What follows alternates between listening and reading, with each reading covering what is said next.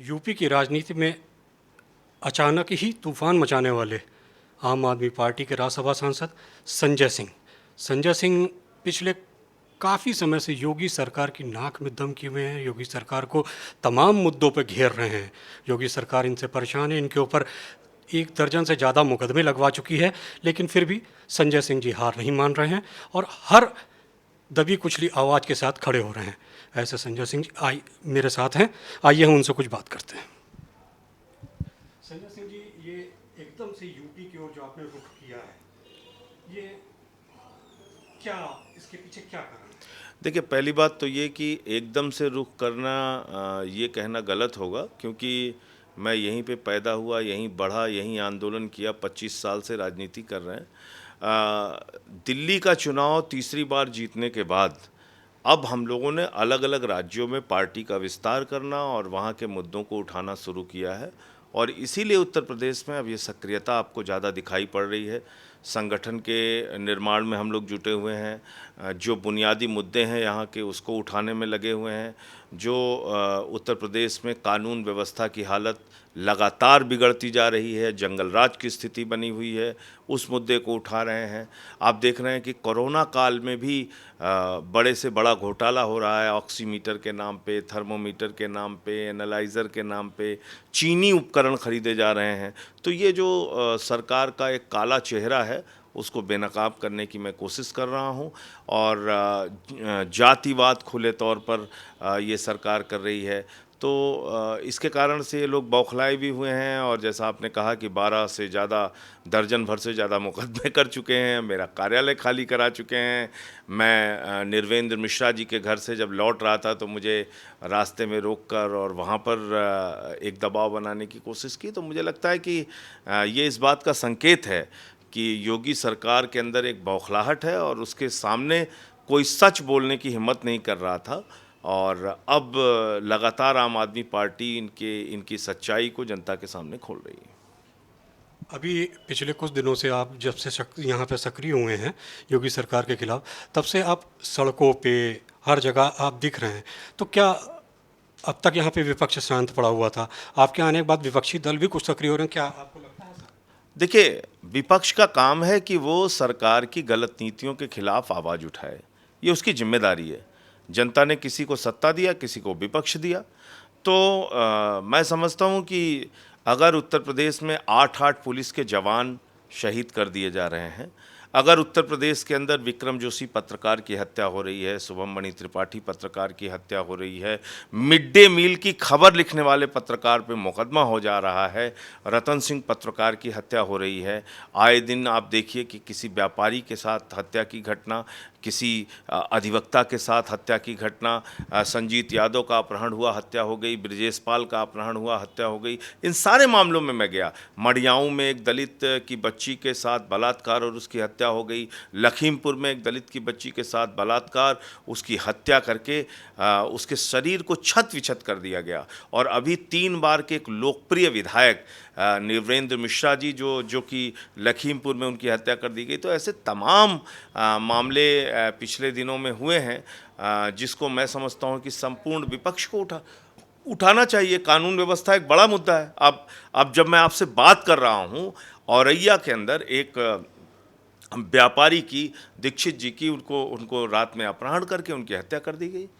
तो एक बहुत ही होनहार बेटा अक्षय, वो अपने घर से निकलता है नोएडा में, और 100 मीटर की दूरी पर, घर से 100 मीटर की दूरी पर उसकी हत्या कर दी गई। मुझे लगता है कि अगर हम लोग विपक्ष में रहते हुए सरकार के खिलाफ बोलेंगे नहीं इन मुद्दों पे, तो सरकार तो और बेअंदाज हो जाएगी। वो तो ठोको नीति चला ही रहे हैं बाबा जी, उनको क्या दिक्कत है? ये दिल्ली में जो आपकी राजनीति है वो थोड़ा अलग टाइप की है। यहाँ ये जातिवादी राजनीति कैसे? देखिए, ऐसा है कि हर राज्य की अपनी अलग अलग परिस्थितियां हैं। उत्तर प्रदेश कृषि प्रधान राज्य भी है, और उत्तर प्रदेश जाति प्रधान राज्य भी है। यहाँ पर जाति के आधार पर अगर न्याय मिलने में भेदभाव हो रहा है, तो ये सबको बोलना पड़ेगा। और ये सभी को, ये जो एक खाका हम लोगों ने बना रखा है अपने दिमाग में, दरअसल ये गलत है। ऐसा हुआ नहीं हिंदुस्तान में। हिंदुस्तान में पिछड़ों की, दलितों की आवाज़ उठाने के लिए समय समय पे हमारे तमाम नेता आगे निकल कर आए। राजनारायण जी भूमिहार जाति से थे और उन्होंने दलितों का मंदिर प्रवेश कराया, उनको लाठियों से पीट कर लहूलुहान कर दिया गया। जनेश्वर जी, उन्होंने जाति तोड़ो आंदोलन चलाया। मोहन सिंह जी, डॉक्टर राम मनोहर लोहिया, ये सब कोई पिछड़ी दलित जाति के नहीं थे, लेकिन इन्होंने पिछड़ों को, दलितों को, समाज के वंचित वर्ग को न्याय दिलाने के लिए लड़ाई लड़ी। इसको जातिवाद नहीं कहेंगे। जातिवाद क्या होता है? अगर मैं अपने जाति के हर गलत सही काम को उसके पक्ष में खड़ा हूं और दूसरी जाति के खिलाफ नफरत फैलाऊं तो जातिवाद है। मैं क्या कह रहा हूं? मैं तो ये कह रहा हूं कि भाई, प्रभु श्री राम के नाम पर रामराज्य चलाने वालों, प्रभु श्री राम के आदर्श को तो मानो। उनको केवट ने नैया से नदी पार कराई, निषाद राज ने उनका साथ दिया, नल ने, नील ने, भालू ने, सुग्रीव ने उनका साथ देकर रावण का नाश किया। प्रभु श्री राम का आदर्श ये था कि वो सबको साथ में लेके चलते थे। तो इसलिए आप 24 करोड़ जनता के अभिभावक हैं योगी जी, और ये आपकी जिम्मेदारी है कि आप सबके लिए काम कीजिए, जातिवाद नहीं कीजिए। कोरोना पे आपने बहुत सारे घोटाले अभी खोले हैं कि ये कमी है, वो कमी है, इस तरह से चीनी उपकरण खरीदे गए। इसके बाद भी सरकार का दावा है कि, और सरकार का दावा क्या ये है कि यूपी जैसे बड़े राज्य में कोरोना की स्थिति उतनी ख़राब नहीं है बनस्पत और राज्यों के, और यहाँ का जो रिकवरी रेट है वो भी अच्छा है, डेथ रेट भी कम है। तो आप इसके लिए योगी सरकार को के बारे में क्या कहना चाहेंगे इस संदर्भ में? देखिए, योगी सरकार no FIR, no crime, no test, no corona के सिद्धांत पे चल रही है। जब आप टेस्टिंग कराएंगे ही नहीं तो आपको पता कैसे चलेगा कि कोरोना हुआ है कि नहीं हुआ है? 24 करोड़ की आबादी वाले उत्तर प्रदेश में जो टेस्टिंग का रेशियो है वो पूरे देश में सबसे कम टेस्टिंग करने वाले राज्यों में है। आप बताइए कैसे पता चलेगा कितना कोरोना का केस है? यानी दिल्ली जो कि 2 करोड़ की आबादी का राज्य है, वो 55,000 टेस्टिंग प्रतिदिन कर रहा है, 55,000 टेस्टिंग। और उत्तर प्रदेश के 24 करोड़ की आबादी के हिसाब से आंकड़े उठा के देख लीजिए। तो इसलिए मुझे लगता है कि ये ज्वालामुखी के पहाड़ पर शांति से बैठकर विस्फोट का इंतजार कर रही है सरकार। आए दिन आप देखिए, 2 मंत्री उत्तर प्रदेश के कोरोना से उनकी जान चली गई। तमाम मंत्री मेदांता में एडमिट हैं। उत्तर प्रदेश सरकार के पास इलाज की व्यवस्था नहीं है। उत्तर प्रदेश के अस्पतालों में स्विमिंग पूल बन जाता है पानी बरसने पे। कहीं गाय घूम रही है, कहीं सूअर घूम रही है, कहीं भेड़ घूम रही है, कहीं कुत्ते घूम रहे हैं। ये है उत्तर प्रदेश के अस्पतालों की हालत। उत्तर प्रदेश में आज चिकित्सा की हालत यह है, हरदोई में एक बेटा सामुदायिक स्वास्थ्य केंद्र में अपनी माँ को लेके गया, चीखते चीखते थक गया वो। उसकी माँ की डेथ हो गई, अपनी माँ को बचा नहीं पाया, कोई हॉस्पिटल में उसको मदद नहीं मिली। ये अस्पतालों की हालत है। इसी 7 घंटे इसी लखनऊ राजधानी में एक एम्बुलेंस में नौजवान घूमता रहा और बाद में उसकी डेथ हो गई। तो आज ऐसी भयावह स्थिति कोरोना में पैदा हुई है और उस पर आप घोटाले कर रहे हैं। अभी आप कह रहे हैं कि इनको दावे करने का हक है क्या? शर्म नहीं आती इस सरकार को? 1,45,000 में जो एनालाइजर मिलता है, और ये मैं नहीं कह रहा हूं, आप अभी पत्रकार हैं, अभी आप अगर गूगल सर्च मारेंगे, जेम पोर्टल पे आप जाइए, जो सरकारी वेबसाइट है उस पे आप जाएंगे, उस पे 1,45,000 का एनालाइजर मिल जाएगा, आपको मिल जाएगा, आप देख सकते हैं। और योगी सरकार कहती है जो जेम पोर्टल पर रेट लिखा है उसी के हिसाब से सरकारी खरीदो। और मैंने कल पूरा कागज दिखाया, प्रतापगढ़ सहित 20 जिलों में एनालाइजर की जो खरीद हुई है वो 1,45,000 की जगह 3,30,000 में हुई है। और एक नहीं, कई पीस, कई उपकरण। तो आप 3,30,000 रुपए में 1,45,000 का सामान खरीदते हैं, वो भी चीनी, जिस चीन के साथ इस वक्त युद्ध की स्थिति बनी हुई है, सीमा विवाद की स्थिति बनी हुई है। आज आप उस चीन से 1,45,000 का सामान भारतीय कंपनी जो दे सकती है, आप चीन से 3,30,000 में खरीदते हैं। और आप कह रहे हैं कि आपने कोरोना में बड़ी क्रांति ला दी है, बहुत रोकथाम कर दिया है। ऑक्सीमीटर 800 रुपये का मिल जाएगा, अभी आप ऑनलाइन सर्च कीजिए। और योगी सरकार का ऑक्सीमीटर कितने का है? 4,000 रुपए का। यानी भ्रष्टाचार की भी कोई सीमा होती है? 500% भ्रष्टाचार कर रहे हो आप थर्मोमीटर का रेट ऑनलाइन अभी आप चेक कीजिए, 1,800 रुपये में मिल जाएगा। और क्या किया इस सरकार ने? 8,000 रुपए का एक थर्मोमीटर खरीदा, 8,000 रुपए का। और जो अधिकारियों के बयान आ रहे हैं उसको सुनेंगे तो आपको हंसी आएगी। आपको लगेगा कि हम अपने बच्चे को जिलाधिकारी बना दें तो शायद ज़्यादा अच्छा होगा। वो कह रहे साहब हमें तो रेट मालूम नहीं था, और बाद में शासन का रेट आया 2,800 रुपये, खरीद पहले हो गई। अरे भैया, खरीद पहले हो गई तो जेम पोर्टल पे रेट नहीं देखा आपने?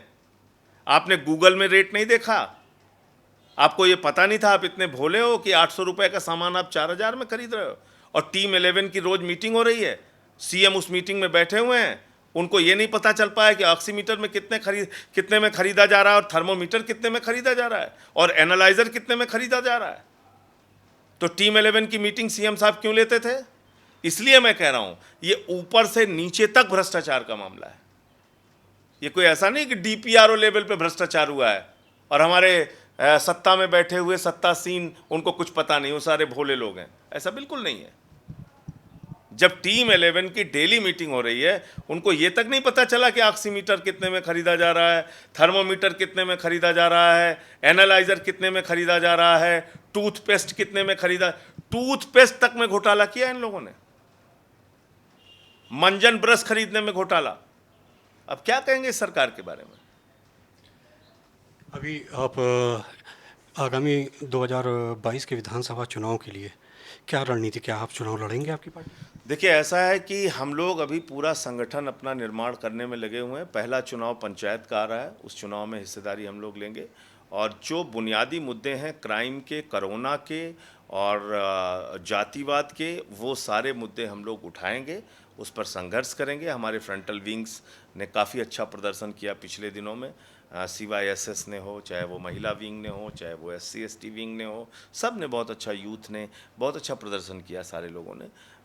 तो हम अभी अपनी जो आम आदमी पार्टी की सेना है उसको एकदम ज़मीनी स्तर पे मजबूत कर रहे हैं, संघर्ष भी कर रहे हैं, और ऑक्सीमीटर का कैंपेन पूरे उत्तर प्रदेश में चला रहे हैं। धीरे धीरे आप देखिएगा कि हम चुनाव की दिशा में भी बहुत मजबूती से आगे बढ़ेंगे। संजय जी, यूपी में जहां आप आए हैं, आप यहां पे एकदम नए प्लेयर हैं, और इससे पहले भी यहाँ सपा है, बसपा है, कांग्रेस है, और यहाँ का वोटर भी खाँचों में बटा हुआ है। तो ऐसे में आप अपनी राह कैसे बनाएंगे? देखिए, हम जब दिल्ली में गए तब भी हम वहाँ नए प्लेयर थे 2013 में। और क्या कहती थी यही पार्टियाँ? ये कहते थे साहब इनकी 2 सीट आ जाएंगी, 1 सीट आ जाएंगी, 0 आएंगी, इस पार्टी का तो नामो निशान मिट जाएगा। पहली बार में सरकार बनाई, दूसरी बार में सरकार बनाई, तीसरी बार में सरकार बनाई, ये तमाम पार्टियां वहाँ थीं, लड़ रहे थे लोग। तो मुझे लगता है कि ये तय करना जनता के ऊपर है कि जनता किस रूप में आपको पसंद करती है, जनता किस रूप में आपको देखती है। अगर हमारे दिल्ली के मॉडल पे, केजरीवाल जी के मॉडल पे, चिकित्सा के, शिक्षा के, बिजली के, पानी के, CCTV कैमरे के मॉडल पे अगर उत्तर प्रदेश की जनता तैयार हो गई मोहर लगाने के लिए, तो आम आदमी पार्टी को कोई रोक नहीं पाएगा। तो इसलिए ज़रूरत है इस प्रकार का वातावरण लोगों के बीच में बने, और वो बनाने के लिए हम लोग काम कर रहे हैं। आप क्या समझते हैं, जैसे कि दिल्ली आप लोग राजनीति करते रहे हो अब तक, आम आदमी पार्टी, अब आप यूपी आ रहे हो या और प्रदेशों में जा रहे हो, तो यूपी में खास तौर पे आपको क्या लगता है, जैसे दिल्ली का वोटर है, आपने जो सुविधाएं दी, जो चीज़ें आपने उनसे वादे किए, आपने उनको पूरा भी किया, तो उसके आधार पे आपको 1 बार, 2 बार, 3 बार, ठीक है, लगातार बनाया। लेकिन आपको यहाँ पे क्या लगता है, वोटर के बारे में आपकी क्या रीडिंग है, वोटर किस तरह से? देखिए, वोटर थक चुका है। उत्तर प्रदेश का वोटर सरकारें चुनते चुनते थक चुका है, धोखा खाते खाते थक चुका है। आज वो बर्बादी की कगार पे पहुंच गया। आज बड़ी उम्मीदों के साथ लोगों ने भारतीय जनता पार्टी को वोट देके चुना था, ये कि गुंडा राज खत्म होगा, ये कि भ्रष्टाचार खत्म होगा। लेकिन आज गुंडों का राज हो गया, भ्रष्टाचार चरम पे है, शमशान में दलाली खा रही है सरकार, कोरोना का घोटाला कर रही है। और ऐसी परिस्थितियों के बाद जनता अब ऊब कर एक नए विकल्प की तलाश उत्तर प्रदेश में कर रही है। जो सरकार शिक्षा पे काम करे, बिजली पे काम करे, पानी पे काम करे, बुनियादी सुविधाओं पे काम करे। आज दिल्ली की सरकार 200 यूनिट बिजली फ्री देती है, 400 यूनिट बिजली आधे दाम पे देती है। 6 साल में हमने 1 पैसे भी बिजली का दाम नहीं बढ़ाया।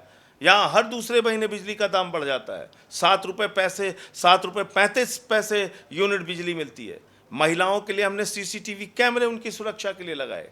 यहाँ महिलाओं की सुरक्षा की हालत यह है कि 3-3 साल की बच्चियों के साथ बलात्कार हो रहा है। यानी अपराध चरम पर है, गुंडागर्दी चरम पर है, भ्रष्टाचार चरम पे है। सरकार के खिलाफ कुछ बोलेंगे तो लाठियों से पीटा जाएगा, उठा के जेल में डाल दिया जाएगा। 13 मुकदमे मेरे खिलाफ कर दिए, मेरा कार्यालय बंद करा दिया। ये सब करेंगे, लेकिन आपको इन परिस्थितियों में भी लड़ने के लिए तैयार रहना पड़ेगा। क्यों? क्योंकि मैं एक बात कहता हूं मनीष जी, मैं साफ तौर पे कहता हूं कि अगर योगी जी अपने पूरे उत्तर प्रदेश की पुलिस लगा दें, तब भी मेरे जीवन का एक भी क्षण वो बढ़ा नहीं सकते, और सारी ताकत लगा दे तो एक भी क्षण जीवन का घटा नहीं सकते। तो फिर मैं डरूं क्यों इनसे? इनको जितने मुकदमे लिखना हो लिखें, जेल भेजना हो भेजें, लाठी चलाना हो चलाएं। आप बताइए, माफियाओं का भी एक स्तर होता है हमारे, कि एक दूसरे के परिवार को वो लोग नहीं छेड़ते। आप हमारे घर पे पुलिस भेज रहे हो, क्या गुनाह है भाई हमारा? ये कि मैंने ये कह दिया कि ब्राह्मणों की हत्याएं हो रही उत्तर प्रदेश में, दलितों की हत्याएं हो रही उत्तर प्रदेश में, जुल्म हो रहा है, जाति हो रही है, जातिवाद चल रहा है, ये बोलना गुनाह है? योगी सरकार को 3.5-4 साल हो रहे हैं, और आपसे पहले यहाँ जो विपक्षी दल मौजूद हैं, आप तो अभी कुछ समय से यहाँ सरकार के खिलाफ बोलना आपने शुरू किया है। इससे पहले उनकी भूमिका को आप कैसे देखते हैं?